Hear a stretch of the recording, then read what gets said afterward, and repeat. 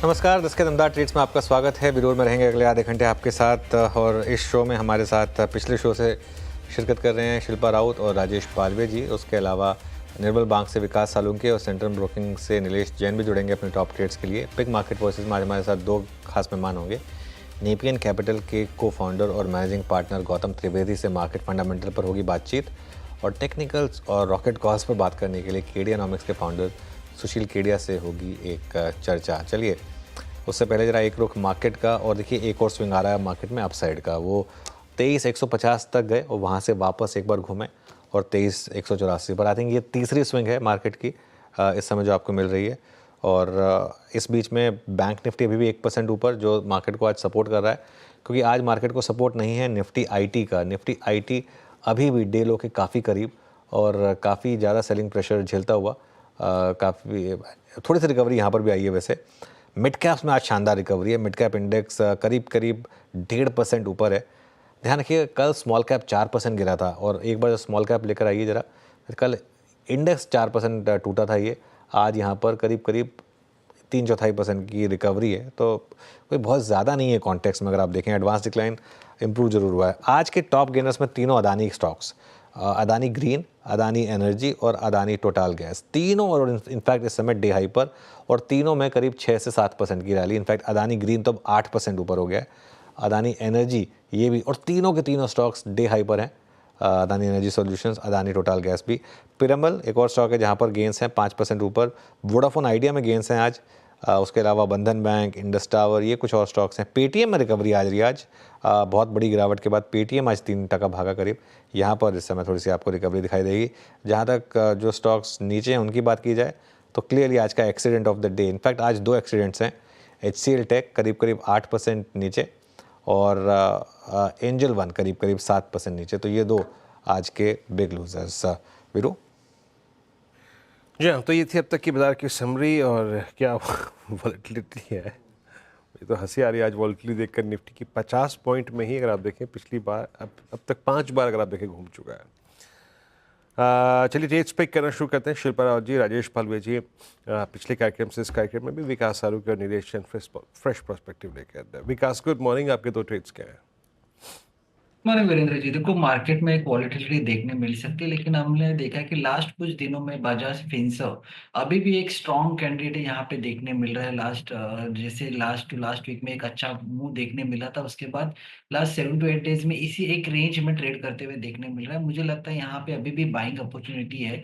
1696 के आसपास ये ट्रेड करते हुए देखने मिल रहा है। 1670 का एक स्टॉप लॉस लगा के उसको बाय करना चाहिए। ऊपर में मुझे लगता है 1770 1760 के आसपास की एक अच्छी अप मूव यहाँ पे देखने मिल सकती है। एक डाउनवर्ड ट्रेंड लाइन का एक ब्रेकआउट यहाँ पे लास्ट फ्यू डेज में हमने देखा था, और उसके ऊपर ही वो सस्टेन होते हुए देखने मिल रहा है। तो बजाज फिनसर्व बाय रहेगा 1670 के स्टॉप लॉस से 1760 के टारगेट के लिए। दूसरा मेरा बाय कॉल रहेगा बायोकॉन। बायोकॉन में वापस एक अच्छा मूव यहाँ पे देखने मिल रहा है, और जिस हिसाब से ये ट्रेड करते हुए देखने मिल रहा है, वापस अपर रेंज जो है ओपन होते हुए देखने मिल सकती है। ऊपर में जो नेक्स्ट इंपॉर्टेंट टारगेट यहाँ पे बायोकॉन में आते हुए देखने मिलेगा, 396 के आसपास के रेंज यहाँ पे ओपन होते हुए देखने मिल रहे हैं। तो यहाँ पे बायोकॉन ऑन यहाँ पे बाय करना है। यहाँ पे स्टॉप लॉस जो देखने मिलेगा 368 के आसपास का एक स्टॉप लॉस लगा के बायोकॉन को बाय कीजिए 396 के टारगेट। ओके, ये विकास जी के दो ट्रेड्स। सब चलते हैं नीलेश जी के पास। नीलेश जी, गुड मॉर्निंग। आपके ट्रेड्स आज के लिए? Good morning Virendra ji, good morning everyone. देखिए खरीदारी और एक बिकवाली वाला ट्रेड है, तो सबसे पहले खरीदारी करने की सलाह होगी आईडीएफसी फर्स्ट बैंक में। आज बैंक्स आउट परफॉर्मेंस दिखा रहे हैं और with in banking space IDFC first bank में हम यहाँ से एक स्ट्रॉन्ग रिबाउंड एक्सपेक्ट करके चल रहे हैं। 60 रुपीज के स्टॉप लॉस से आईडीएफसी फर्स्ट बैंक के फ्यूचर्स को लॉन्ग करके चल सकते हैं। 62 और 63 ये दो टारगेट्स होंगे। वहीं बिकवाली वाला ट्रेड है ट्रेंड में लगातार हम वीकनेस देख रहे हैं। पिछले कुछ एक दिनों से लगातार शॉर्ट बिल्डअप भी बनते हुए नजर आ रहे हैं। एक इंपॉर्टेंट सपोर्ट यहाँ पर आज ब्रीच होता हुआ नजर आ रहा है फ्यूचर्स में। फिलहाल ये 6200 के आसपास ट्रेड हो रहा है, इसे बेच के चलने की सलाह होगी। निचले स्तर पर 6100 और 6000 तक के लेवल डाउनसाइड में देखने को मिल सकते हैं। 6320 का स्टॉप लॉस रखना होगा और ट्रेंड में बिकवाली करने की सलाह होगी। शिल्पा जी, आपकी दो ट्रेड्स इस समय की। जी, अनुज जी, एक बाय एक सेल रहेगा। जो सेल रहेगा वो रहेगा वीबीएल में। वरुण बेवरेजेस मुझे लगता है कि 540, 530 तक के भी लेवल्स दिखा सकता है 575 के स्टॉप लॉस से। तो यहाँ पे 560 का पुट आप ले सकते हैं जो रफली 14 रुपए 50 पैसे में ट्रेड कर रहा है। आप स्टॉप लॉस यहाँ पे 11 का रखिए। टारगेट्स आप 20 से लेके 24 तक आप एक्सपेक्ट कर सकते हैं। दूसरा मेरा बाय रहेगा डिलीवरी में। डिलीवरी एक अच्छे risk reward favourable stock levels पे आ गया है, जहाँ पे थोड़ा पोजिशनल भी आप होल्ड कर सकते हैं। 320 से लेके 315 के बीच में एक अच्छा खासा क्लस्टर ऑफ सपोर्ट है, तो 315 का स्टॉप लॉस मेंटेन कीजिए। और अपसाइड के लेवल्स 360 से लेके 380 तक भी हैं, तो थोड़े पोजिशनल टारगेट्स भी हैं, लेकिन मुझे लगता है रिस्क रिवॉर्ड फेवरेबल है, तो आप इसमें बने रह सकते हैं। ओके, डिलीवरी 326 पे आपका बाय कॉल। राजेश पालवे जी, आपके दो ट्रेड्स। तो शॉर्ट साइड में ट्रेड पसंद आ रहा है, वो है एबीबी फ्यूचर्स।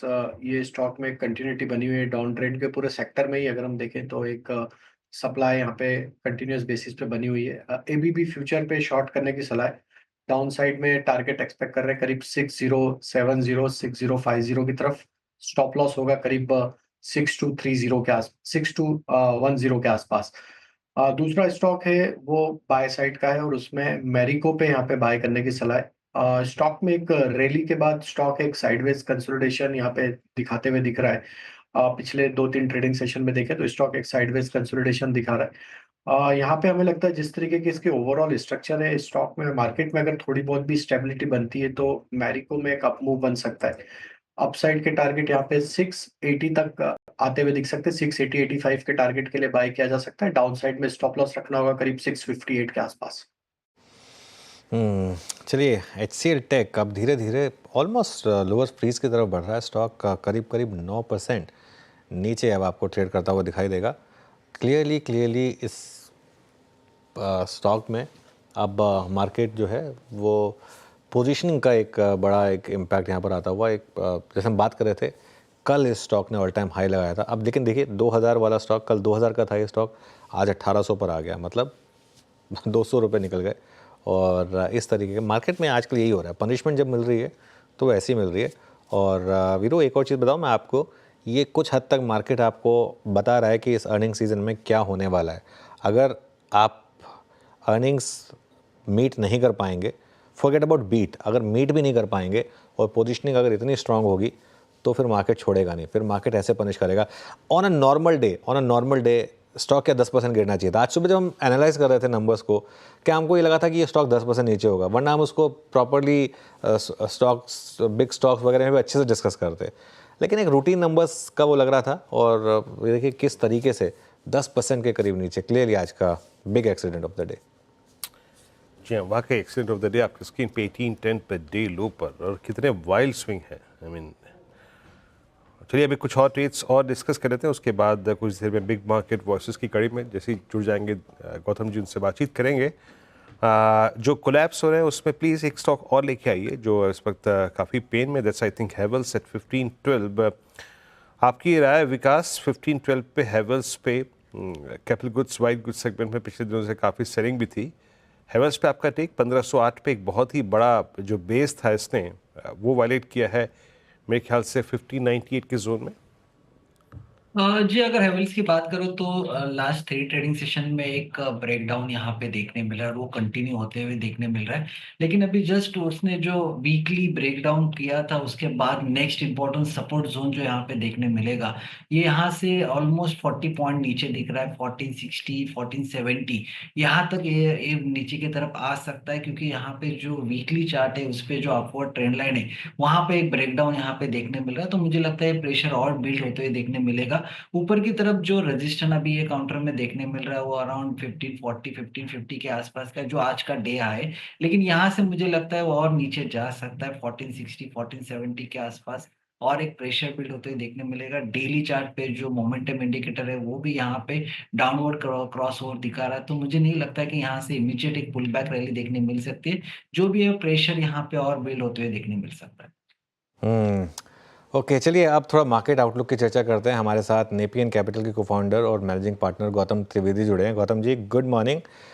इस साल की हमारी पहली कॉन्वर्सेशन है, तो सबसे पहले तो आपको नववर्ष की शुभकामनाएं।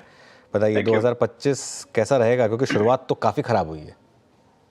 नहीं, शुरुआत खराब हुई है। मुझे लगता है कि जिस तरह से पिछले साल में 2024 में एफआईआईज की सेलिंग आई और अक्टूबर और लास्ट वीक ऑफ सितंबर और फिर 15-16 अक्टूबर तक वो सेलिंग लगातार रही। मुझे लगता है कि शायद उतना प्रेशर ना आए, लेकिन मुझे लगता है कि इस साल भी एटलीस्ट पहले 2 या 3 महीनों तक मुझे नहीं लगता है कि एफआईआईज वापस इंडिया में जल्दी में लौटेंगे। उसकी कई वजह हैं। नंबर 1 मैं बताऊँगा कि आप जो वैल्यूएशन देखो, ये अपना करेक्शन आया है, उसके बावजूद अपना इंडियन मार्केट एफआई के नज़रिए से अभी भी महँगा है।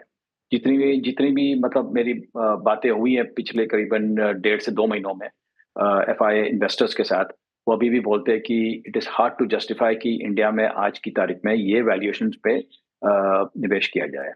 दूसरी बात ये है कि उनका खुद का होम मार्केट, मैं अमेरिका की बात कर रहा हूँ, पिछले 2 सालों में एस&पी 500 जो उनका बड़ा बेंचमार्क इंडेक्स है, 2023 में वो इंडेक्स ने करीबन 26% रिटर्न दिया। 2024 में उसने करीबन 25% रिटर्न दिया। जब अपना रिटर्न 2024 में 7.5% था, मैं डॉलराइज्ड रिटर्न की बात कर रहा हूँ। जब इतना कम था, economy slow is in a slow down mode and let's accept it, उसमें कोई मतलब शर्म की बात नहीं है, मतलब it has done very well, but अभी फिलहाल स्लो डाउन में है। और जब अर्निंग्स नहीं आ रहे हैं, मुझे लगता है कि to expect foreigners to come back will be foolhardy so soon. और जो तीसरा इम्पैक्ट है वो है प्रेसिडेंट डोनाल्ड ट्रंप का, और वो आने वाले 3 से 4 हफ्तों में क्या अनाउंसमेंट्स करेंगे, टैरिफ हो, मैं इंडिया की बात नहीं कर रहा हूँ, पूरे विश्व की बात कर रहा हूँ, चाइना की बात कर रहा हूँ, और उससे अपना फायदा नुकसान क्या होगा, it is too early to tell. चौथा कारण यह है कि अपनी currency Indian rupee to the dollar प्रतिदिन नीचे गिर रही है। तो जब तक ये करेंसी में स्टेबिलिटी नहीं आती है और लोगों को, फॉरेनर्स को लगता है कि इसके बाद अभी करेंसी और नहीं गिरेगी, तब तक मुझे नहीं लगता है कि कुछ बड़ा पैसा इंडिया में आ सकता है। तो ये हुआ एफआई की तरफ से जो मैं एनालिसिस दे रहा हूँ। दूसरा, डोमेस्टिक साइड में 2 प्रकार के इन्वेस्टर्स है। एक तो है अपने institutional investor, mutual fund, insurance company, जहां पे हर महीने पैसा लगातार आ रहा है, जो हमने देखा 41,000 करोड़ दिसंबर में आए, और सिप में भी SIP has hit new record high 26,000 crore. तो वो पैसा अभी भी मुझे लगता नहीं है कि स्लो डाउन होगा, तो that is the good news. लेकिन जो तीसरा इन्वेस्टर है ये मार्केट में, वो है रिटेल और एचएनआई।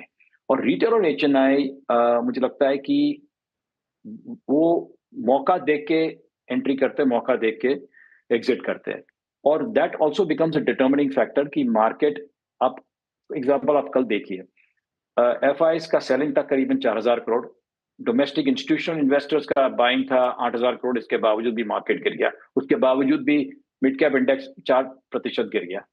तो there is a third element जिसकी मैं बात कर रहा हूँ, that is the opportunistic side, retail और एचएनआई। गौतम जी नमस्कार, वीरेंद्र बोल रहा हूँ दिल्ली स्टूडियो से। इस बार के इस फॉल को सर 2-3 स्पेस तो खैर बहुत ही ज़्यादा क्रैक हुए, मैं एक करके सब पे आता हूँ। कैपिटल गुड्स, वही बात जो आपने कही ना कि एफआईएस के साथ जो आपका इंटरेक्शन है उसमें उनको वैल्यूएशंस बहुत हाई लग रहे हैं। Capital goods, no doubt about that कि रीजनेबल वैल्यूएशन से काफ़ी ऊपर चला गया था लास्ट ईयर मिड तक आते आते। जो कूलिंग ऑफ हुई प्राइस में मेरे ख्याल से 22-25% की कूलिंग ऑफ हायर लेवल से हो चुकी है, पर अगेंस्ट उसके ये भी तो बात है कि हमारा कैपेक्स काफ़ी स्लो डाउन हुआ है। इसका रीजनेबल पॉइंट तक आने में और कितना वक्त लगेगा? कब ये आपको फेयरली वैल्यूड लगेंगे और कब इनकी अर्निंग्स में आपको रिवाइवल की उम्मीद है? नहीं, आपने जो बात कही, ये जो प्राइवेट सेक्टर कैपेक्स पिछले करीबन 3-3.5 सालों से हम लोग सुनते आ रहे हैं कि इस साल कैपेक्स शुरू होगा, इस साल कैपेक्स शुरू होगा, और नहीं हो रहा है। अब अभी 2025 तो अभी हुआ है, लेकिन मुझे अब तक तो मुझे लगता है जिस तरह से रिजल्ट सीजन पिछले क्वार्टर की थी, और अभी ये जो दिसंबर क्वार्टर जो खत्म हुआ है उसके भी जो रिजल्ट, आप लोग भी अभी बात कर रहे थे जो क्वार्टर रिजल्ट सीजन जो अभी शुरू हुआ है उसमें जो नंबर्स अच्छे नहीं आए, तो मुझे लगता है जिस तरह से HCL टेक आज गिरा है और भी गिरावट आ सकती है। प्राइवेट सेक्टर कैपेक्स शुरू नहीं हो रहा है बड़े पैमाने पे, वो इट इज अ फैक्ट। और जहां तक सरकार का कैपेक्स का सवाल है, that is the only thing that is keeping the economy afloat. और ये मुझे लगता है कि सरकार को हमें बधाई देनी चाहिए कि जिस तरह से वो लोग कैपेक्स कर रहे हैं डिफेंस में, रेलवेज में, रियल एस्टेट, कुछ कुछ रियल एस्टेट प्रोजेक्ट्स में और रोड और इंफ्रा कंस्ट्रक्शन में, जो वो कैपेक्स नहीं होता तो मुझे लगता है कि we would be in bigger trouble. But मुझे लगता है कि let the numbers come, results जब आएंगे मुझे लगता है अपने आप करेक्शन और भी होगा कैपिटल गुड्स में, not only capital goods, overall sectors में। और ये करेक्शन एक्चुअली हेल्दी है। मुझे लगता है कि जहां तक मार्केट में जो हाई वैल्यूएशंस है, जिसमें कुछ सेक्टर और क्षेत्र और स्टॉक्स भी ऐसे हैं जहां पे वैल्यूएशंस अनगिनत है, और मुझे किसी के नाम या सेक्टर्स के नाम नहीं देने या स्टॉक्स के नाम नहीं देने, लेकिन आप समझ रहे हो मैं किसकी बात कर रहा हूँ। तो वहां पे जो ओवर एंथुजियाज्म है वैल्यूएशन का, वहां पे करेक्शन आना ही चाहिए, और आएगा तो अच्छा है। और जितना जितना मार्केट गिरेगा मुझे लगता है it will attract finally more money. Okay, meanwhile एक बार यूनाइटेड स्पिरिट्स देखते हैं। आज सुबह हमने बिग स्टॉक्स में चर्चा की थी इसकी कि काफ़ी नेगेटिव खबर को एज देखना चाहिए इस मार्केट को। खुला ये फ्लैट था, लेकिन अब देखिए आप स्क्रीन पर ये मंदी हुई है, तो अगर आपने स्क्रीन पर इसको प्ले किया खुलने के बाद तो भी बड़ा पैसा आज यूनाइटेड स्पिरिट्स में बना होगा शॉर्ट साइड पर।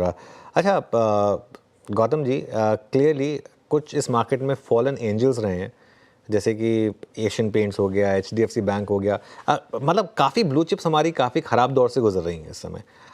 यहाँ पर अब इन्वेस्टर्स क्या करें जो काफ़ी समय से पेशेंस रखे हुए हैं? मुझे नहीं लगता है कि आज की तारीख में जो दो नाम आपने दिए, ट्रेजेडी ये है कि दोनों कंपनियां ग्रेट बिजनेसेस, ग्रेट कंपनीज, लेकिन आप एशियन पेंट्स में देखें कि कैपेसिटी इतनी बढ़ गई है, एक नहीं, दो नहीं, तीन नहीं, 4 नए प्लेयर आए हैं, और उनकी भी कैपेसिटी, मतलब it is huge the capacity. तो जितना इंडिया का कैपेसिटी था पेंट्स के क्षेत्र में, उतनी कैपेसिटी एडिशनल आई है पिछले करीबन 2 सालों में, और of course there is more coming. तो उसके वजह से मुझे लगता नहीं है कि जब तक इकोनॉमी में बड़ा रिवाइवल ना आए, तब तक वेदर इट्स एशियन पेंट्स और ओवरऑल पेंट इंडस्ट्री इटसेल्फ, मुझे लगता है कि will be not showing great returns. सवाल यह है HDFC बैंक का, मुझे लगता है इट्स अ ग्रेट बैंक, उसमें कोई डाउट नहीं है, लेकिन जो हमने अभी बात की कैपेक्स की, जब तक ये रिवाइवल नहीं आता है इंडिया में, बिकॉज रिटेल को भी आप कितना पैसा दे सकते हो, वहां पे भी RBI has put the curbs, और अनसिक्योर्ड लेंडिंग में भी देयर हैव बीन कर्ब्स। मैं HDFC बैंक की बात नहीं कर रहा हूँ, ओवरऑल बैंकिंग सेक्टर और NBFC और ओवरऑल बैंकिंग सेक्टर की बात कर रहा हूँ। तो जब तक private sector revival in capex नहीं आता है, मुझे लगता है कि it will be difficult for any of the banks, not only HDFC bank. हर एक बैंक को ये चैलेंज रहेगा how to grow the loan book. और ये भी आप देखिए कि जहां पे कैपेक्स प्राइवेट सेक्टर में हो रहा है, टॉप 10 ग्रुप्स ऑफ इंडिया, उनमें उन्होंने काफी रुपया डेट की बात कर रहा हूँ, they have taken from overseas banks, तो फायदा उनको हो रहा है, यहाँ इतना नहीं हो रहा है। ठीक है गौतम जी, बहुत बहुत शुक्रिया आज हमारे साथ जुड़ने के लिए और इन सब इश्यूज़ पर अपनी राय देने के लिए। चलिए अब आगे बढ़ते हैं, हमारे साथ केडियानोमिक्स के फाउंडर सुशील केडिया जुड़ गए हैं, उनसे समझते हैं क्या करना मार्केट में। Sushil ji, good morning. और पिछले मंगलवार को जो आपने तहलका मचाया था, उसके बाद आई एम श्योर इस समय हर कोई ग्लूड होगा टीवी स्क्रीन पर, लेकिन थोड़ा स्टॉक स्पेसिफिक चर्चा पे भी आएंगे। पहले एक बार निफ्टी पर आते हैं, कहाँ तक लेके जाने का इरादा है निफ्टी को? इतना मार्केट में करेक्शन आ रहा है, बहुत लोग पूछ रहे हैं अब कहाँ रुकेगा फाइनली ये?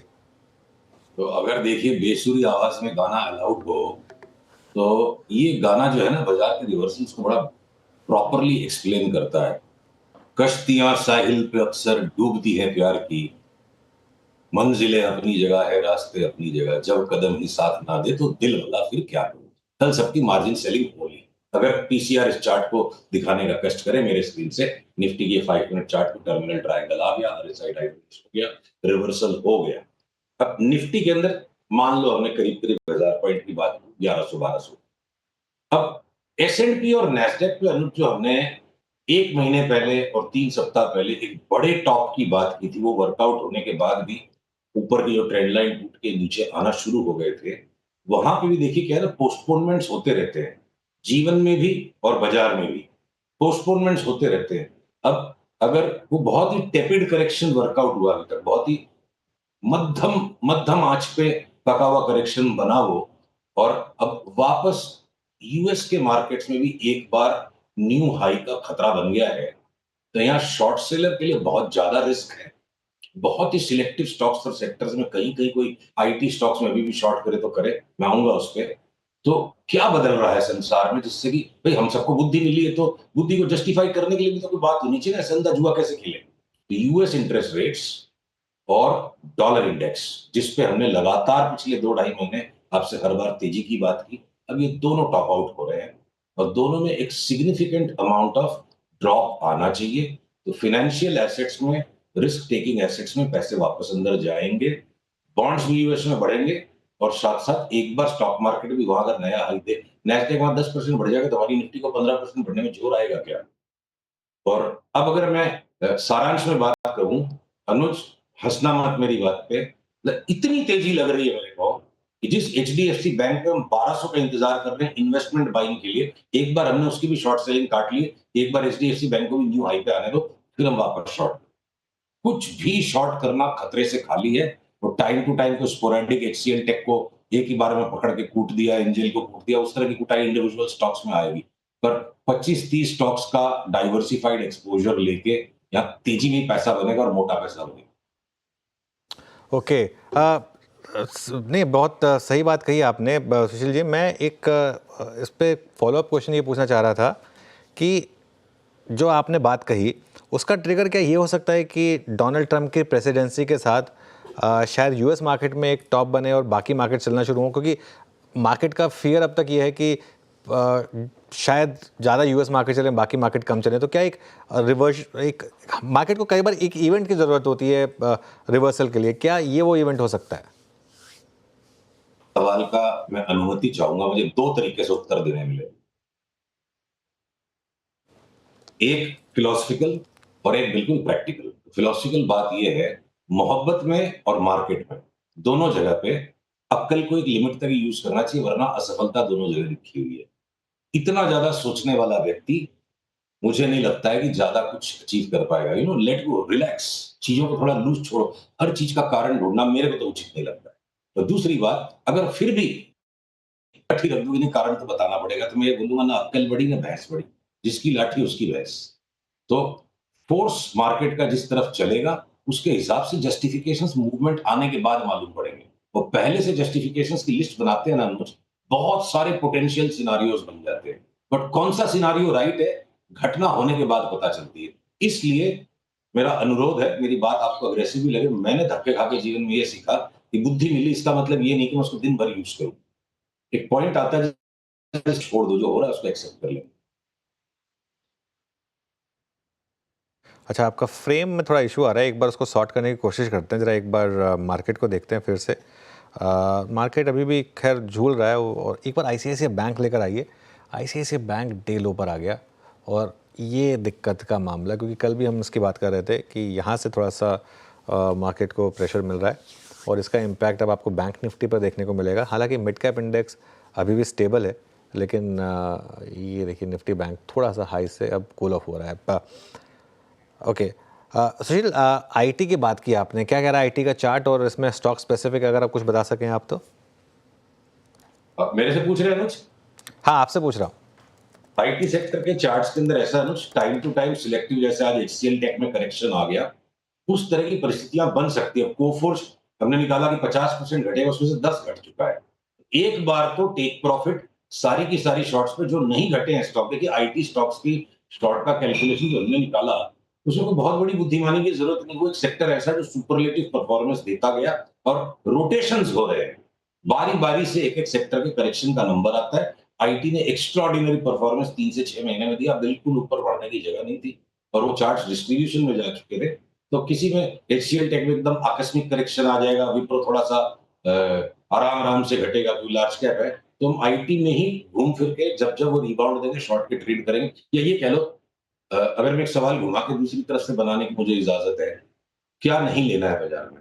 तो हम आईटी नहीं लेंगे। और क्या लेना है बाजार में? समस्या ये है कि उंगलियां सिर्फ 8 और 2 अंगूठे हैं और पैसे इतने ही हैं, तो हर चीज लेने के लिए बेताब है। मतलब डिफेंस के स्टॉक 40-50% बढ़ जाए, रेलवे में बहुत सारे स्टॉक्स जो 25-30% बढ़ जाए, स्टील के स्टॉक्स में अनुज पता नहीं क्या आने वाला है। मैंने कई फंड मैनेजर से बात की तो बोला हो सकता है स्टील में एंटी डंपिंग ड्यूटी आ जाए।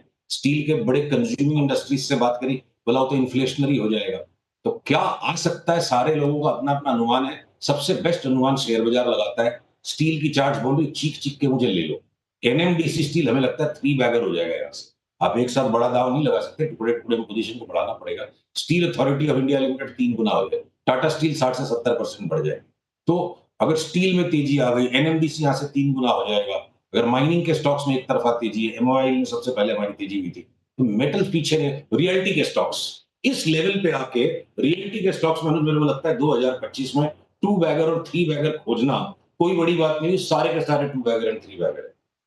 तो रियल्टी में अगर तेजी हो जाएगी, मीडिया में तेजी हो जाएगी, तो देखिए इंडेक्स अपनी जगह पे है और ये इंडिविजुअल स्टॉक्स और सेक्टर्स में अभी बहुत मलाई है।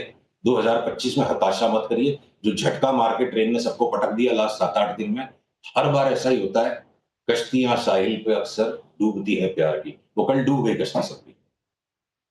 उस पर आते हैं जो काफ़ी लोग वेट भी कर रहे होंगे, स्टॉक स्पेसिफिक। पिछले मंगल को जो आपने बताया था उसमें 2 दिन में 40% की रैली आई थी स्पंदना स्फूर्ति। अभी नेक्स्ट रॉकेट कौन सा है सुशील? ओके, चलिए थोड़ा सा लिंक यहाँ पर दिक्कत दे रहा है मार्केट भी, लेकिन इस समय आप देखिए अब निफ्टी पर हम सिर्फ 55 पॉइंट ऊपर रह गए, तो डे हाई से काफ़ी नीचे आते हुए। चलिए वीरू और मैं अब इस शो में यहाँ से आपसे इजाज़त लेंगे और एक ब्रेक के बाद श्रेया और कंचन जुड़ेंगे ट्रेडर्स हॉटलाइन लेकर।